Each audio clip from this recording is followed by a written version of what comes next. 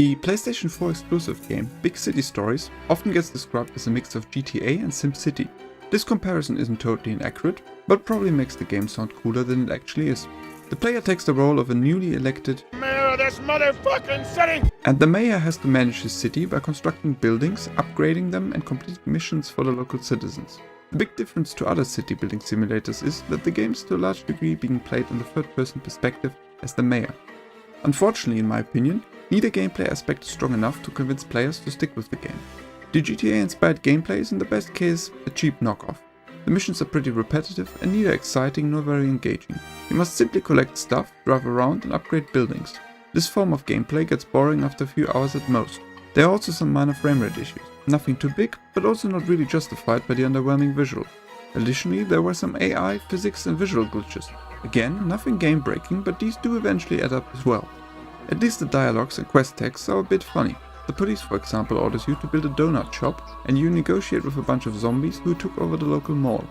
The city builder aspect is probably the stronger part of the game, but even that one can't compete with dedicated city building simulations like SimCity, City Skylines or the Anno games. A cool idea is the option to visit the cities of other players, or the common hub area in the form of a train station. Unfortunately, there isn't really anything to do there. You can simply chat with other players or show them your emotes and skins in the train station, which isn't overly exciting and I didn't experience any other meaningful interaction elements when visiting other cities. A lot of potential was wasted in that regard. Big City Stories also has two other major flaws. For one, it has a very restrictive region lock, which prevents players with non-North American PlayStation accounts from playing this game. It's common for some games to not release in all PlayStation Store regions, but usually you can still play them regardless of your account region once you downloaded them. Big City Stories, on the other hand, excludes you from playing it on a different account for no reason at all. I don't want to call it racism or anything, but it is needlessly restrictive and discriminatory. The other really big flaw are the pay-to-win aspects in this game. Big City Stories isn't really pay-to-win, since you're not directly competing with other players, unless you're simply comparing your city to theirs. Nonetheless, it is extremely frustrating that you will run out of labor very quickly, which is needed to construct buildings or buy improvements for them.